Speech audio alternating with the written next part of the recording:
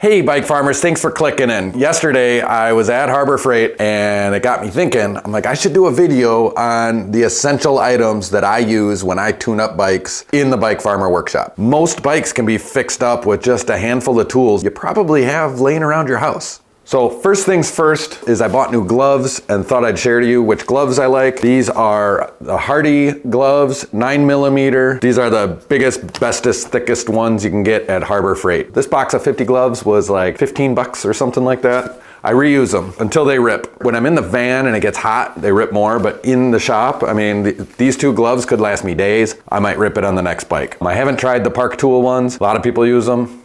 I don't know. I really like the Hardy 9mm. And I think it's worth it. So figure out what size you are and go get yourself a box of those. To be honest with you, I'm not like a die-hard glove guy, but in the comments, everybody's like, wear gloves, man, you're gonna get cancer.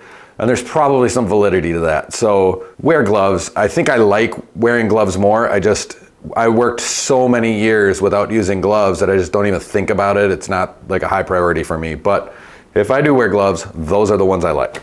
I'd like to tell you up front that I do have affiliate links for just about everything I'm going to show you in this video. So go to the description, find the affiliate link. If something comes to mind that you wish I had a link for, please let me know in the comments. I'll do my best to add it. Most of my regular viewers by now know that it's a 3-step process for every bike. It's cleaning, lubricating, and adjusting. So naturally, let's start with cleaning. May seem kind of weird, but rags. So you'll notice here, I have 3 different rags. I have a super clean, a medium dirty, and a filthy.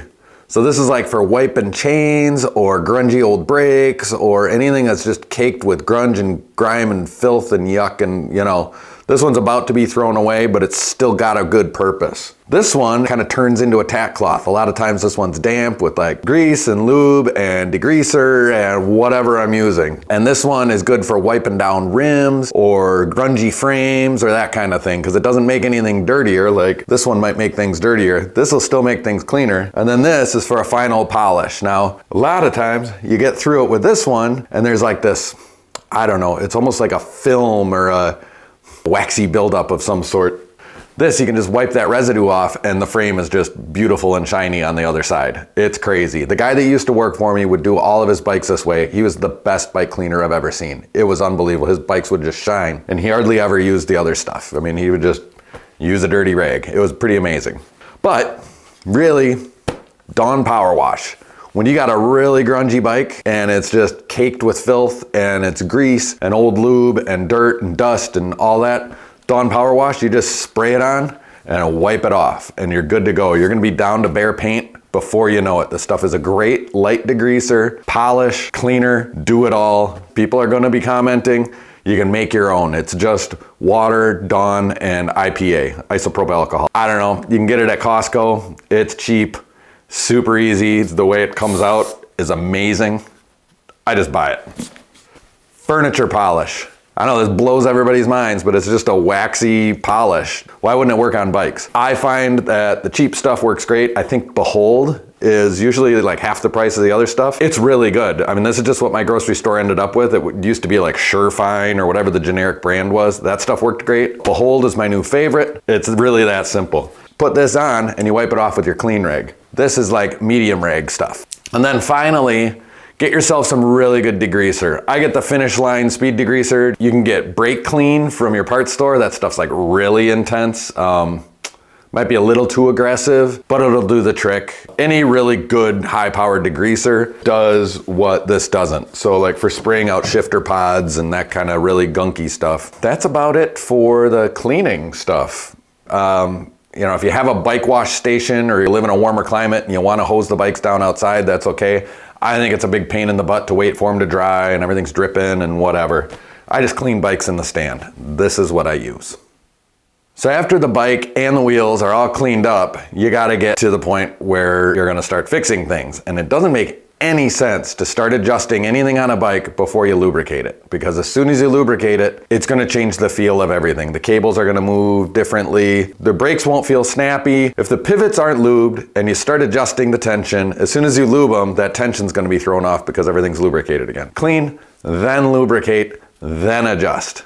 You got to do it in that order or else you're going to be redoing things or things will go out of tune. My all-time favorite Tri-Flow. I always have spray Tri-Flow and squirt Tri-Flow. This is all you need. A lot of people don't like it because it's Teflon. I don't care. The other day, the old owner of the bicycle clinic, the guy who gave me an opportunity to learn how to fix bikes when I was 13 years old, he met a woman a half hour away and he sold his house and he's moving in with her. So he's leaving town after 37 years. He's cleaning out his garage. He brought me a box of tools and get this, I gotta get it out of the drawer. Look at this. It's like a whole gallon of the stuff. It's old school. It's gotta still be good, right?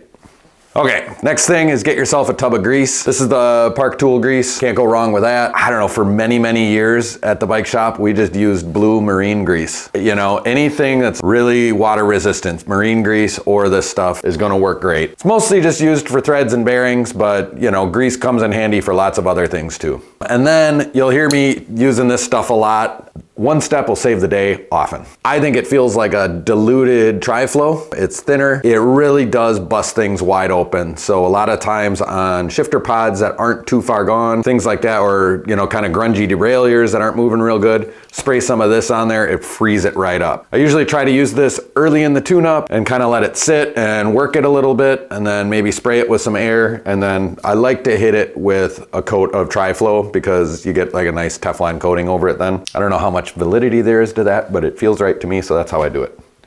So once everything's cleaned and lubed, you got to get to adjusting. Number one, I mean, I just think that the three-way Allen key, 4, 5, and 6 millimeter, is the quintessential bicycle tool. It just gets more use than anything. The second would have to be a good set of Allen keys. I really like these Bondus colored ones. This is maybe my second or third set. My eyes are color coded to them now and they're great. I like the rounded end Bondus. Go get yourself a set of these. Tire levers. My two favorite is the Park Tool TL 0.2. It's metal on the inside, plastic on the outside. They kind of get a nice little patina to them after a while. For the really heavy lifting, the TL5, you know, get some of these bad boys. I have a pair of each hanging on the wall. I use them all the time. That's all you ever need. Any tire lever is gonna work. Those are my favorites. I get by with those two.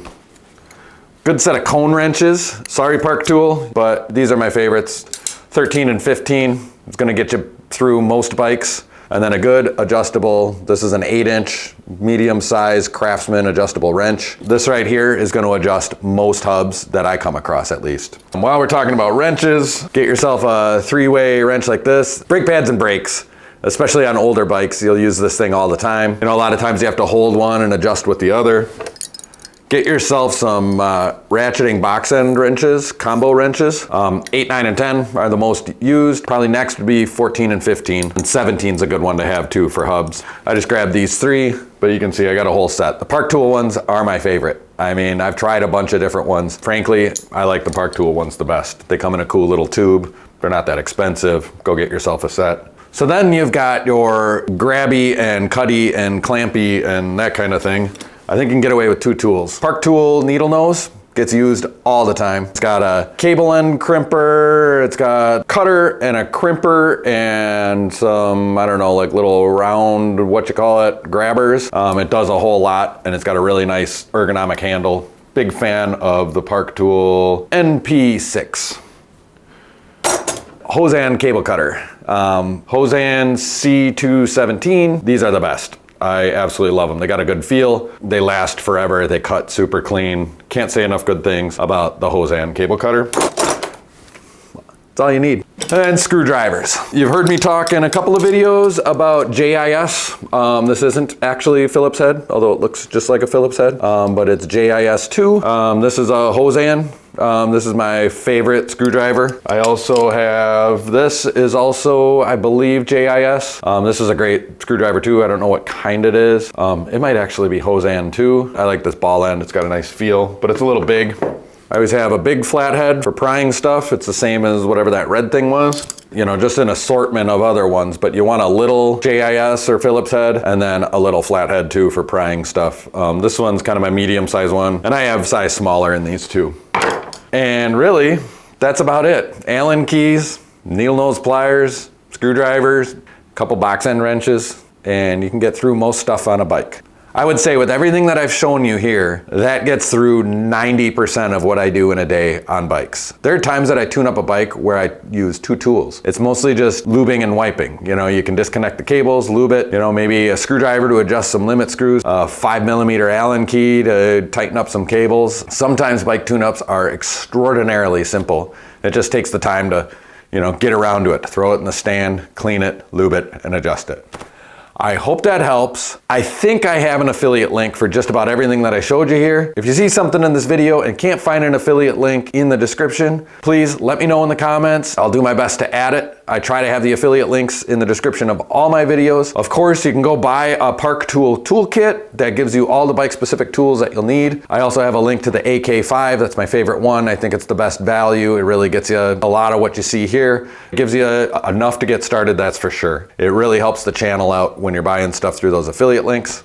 So as always, thank you so much for watching to the end. That's the #1 thing you can do to help the channel. If you like this content and want to see more, let me know by clicking the like button. Subscribe if you haven't, but you can really help out with a super thanks. That's the heart with the $sign in the middle, where you can send me dollars and touch my heart. I have memberships set up for this channel too, so you can sign up for a recurring donation. Channel members get a few bonuses here and there. I'll take a little video of something that I'm doing around the shop, post some photos, you know, see my cats, find out what's going on. That's a really great way to support that channel. As the channel grows, that community will grow. Who knows what it'll turn into. But of course, for yourself, the #1 thing you can do is click that notification bell so you and your bike can stay tuned.